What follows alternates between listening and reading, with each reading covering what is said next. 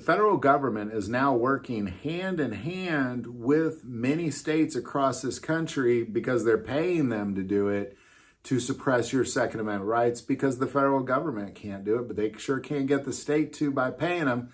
What are we talking about? Well, we're going to talk about that next.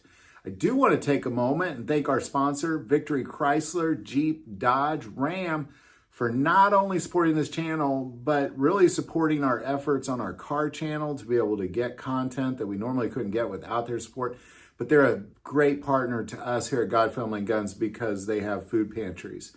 They support battered women. It's a different type of organization that revolves around being the hands and feet of Jesus Christ. So they're a natural partner. I'm going to put their link there. They'll ship you anything. So check them out below.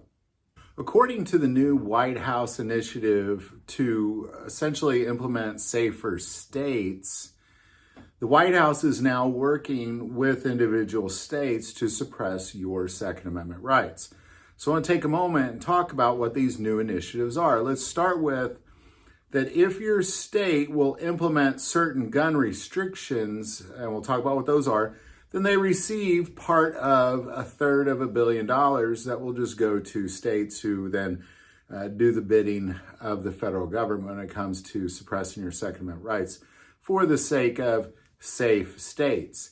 Now, part of that would be database is a big piece. Being able to, anytime anything happens with guns, put that information into a federal database, which normally will go to the state, normally goes to state police, that sort of thing. But no, now this is going to be going from the state to a federal database. So really anything that takes place revolving around guns in the state will now be a federal issue, no longer a state issue. Beyond that, any sort of gun restrictions when it comes to licenses that they'll require you to have in order to purchase permits, so to say, the state will get funds for that. In addition to that, a lot of this funds is also built around showing the political system how to pass these laws.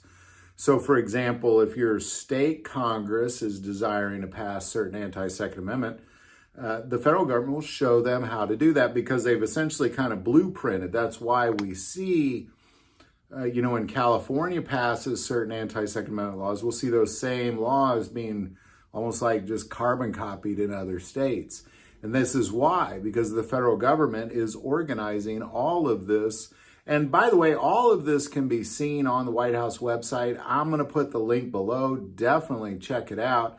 But right now, the vice president is traveling the country, meeting with state representatives to show them how to implement these anti-Second Amendment efforts, because in the end, what it comes down to is the federal government knows that they can't do it, but the states sure can. So they're showing them how to do it. In other words, the federal government is playing the states as if they're puppets in this whole anti-Second Amendment effort. And of course, almost half of the states in our country are willing to comply to get a hold of some of that funds. Because that's in the end what it's all about. It's $1/3 billion being divvied up to different states to implement the federal government's bidding when it comes to anti-Second Amendment efforts. So there you go. Any thoughts or insight, definitely put that below. I would like to take a moment and say, if you feel called to support this channel to Patreon, that link is also below. But by far, the most important part of this channel is we take prayer requests. So please don't ever hesitate to send that in. Thank you for watching this episode of God, Family, and Guns. And as always, love God, love your family, love guns.